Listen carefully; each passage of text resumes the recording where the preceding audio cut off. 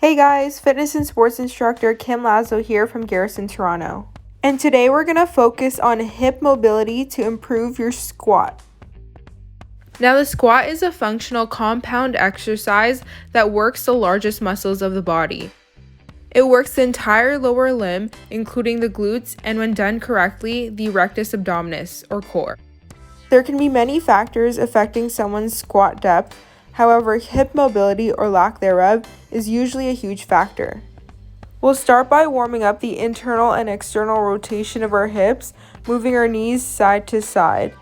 Do this for about 10 reps.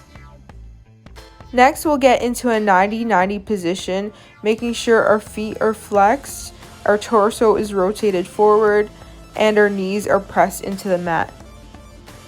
To feel a deeper stretch in your hip and glute, lean forward while keeping your back nice and straight. Next, we'll do PNF stretching, and this doesn't look like much, but I'm actually pushing my knee down into the ground for about 5 seconds, and then doing the same by pushing my knee into my hand for about 5 seconds. Next, we'll rotate our torso facing forward and just use our hands for support as we lean back into this stretch. Now, if any of these exercises are too intense, you can go ahead and put a yoga block or a textbook underneath your bum. Now we'll really work that external rotation as we keep our left knee planted or as close to the ground as possible, while the opposite hip rotates open. If one side feels super tight, feel free to add some time into this stretch or increase your reps. I'm gonna warn you now, this next one might cause some cramping in your glutes. You're gonna maintain that 90-90 position, but now I want you to lift that back foot off of the ground and hold for about 5 seconds. Now, if you can't lift your foot off of the ground at all, or can only lift it a centimeter off, don't worry, that's pretty normal when you start. Now, if you want an extra challenge, you can lift your knee off of the ground as well. You can use your hands for support, but try to avoid leaning forward like this or swaying side to side. Now, this next one can be an exercise all on its own, but I like to do this for a warm-up as it helps with hip extension. Try to keep the feet in place as you rotate to 90-90 on the opposite side, and try to tuck your pelvis inward so that way you're not arching through your lower back and your glutes are engaged. Now, you've probably done this exercise before, and we'll start in a kneeling lunge position. The goal in this position is to stretch my right hip. So the key here is to squeeze through my right glute. That way it relaxes the front hip muscles. To get a deeper stretch, we can raise our right arm up and lean over to the left side to get a stretch in our obliques and hips. For this next one, we'll start off in a downward dog position, pedaling our feet and then kicking our left foot into the air, rotating our hip to open it up. Then we'll drive our knee forward until our left foot is by our left hand. In this position, you can allow that forward knee to come outwards. You can also drop down onto your forearms to feel a deeper stretch.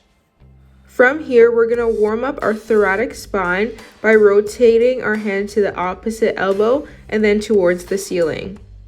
This is a great exercise to do, as tightness in the upper back can also limit your squat mobility. Now, this stretch can be done before or after your workout, but if you're feeling extra tight through your glutes, this is a great exercise to perform prior to lifting.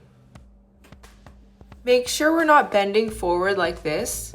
Instead, we want to be nice and upright, as this mimics our actual squat form. Now, if you're feeling tightness in the medial hip or the adductors around the groin area, you're going to want to do this stretch, keeping the opposite leg straight and then bending through the opposite knee. The goal here is also to transition from one side to the other while keeping your hips relatively low throughout. You can obviously adjust the depth according to what is comfortable for you. We'll walk our feet out into the sumo stance position and come into a dead hang to feel a stretch in our hamstrings. And just like in yoga, you can walk your hands back to feel a more intense stretch. These next few movements are more squat specific, and you're going to want to do this prior to lifting. This is going to warm up our intrinsic feet muscles and help ground us so we feel more balanced for our squat. As we press our big toe into the ground, we're going to raise the opposite four toes and then switch every 2 seconds. Now this is a more dynamic exercise that you can perform prior to hinging or squatting movements. Now when we're performing that squat, in this movement, we actually want to drive those knees out with our elbows and hold this position with our chest tall. Lastly, we're going to hold a weight in front of us and use it as a counterbalance as we hold this position for at least 30 seconds. We're aiming to get into that deep squat position, but we want to maintain that proper posture with our chest tall. There's also an option here to sway side to side. Just before you're about to start lifting, you want to practice your body weight squat so that way you know if anything is off. In my warm-up, I like to emphasize tucking my pelvis inward, engaging my core, and then going down slowly for 3 seconds before exploding upwards.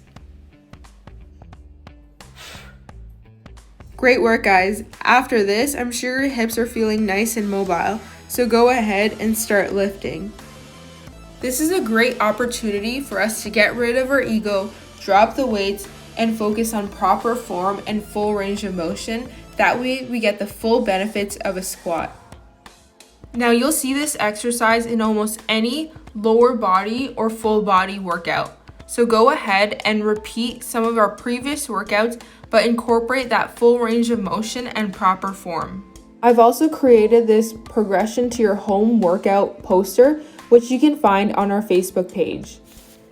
Progressing your workouts is key for success, so I challenge you to take one of our previous workouts and just adjust one variable, whether it's reps or sets, tempo, or range of motion. Let us know how it goes and give us a thumbs up if this video was helpful.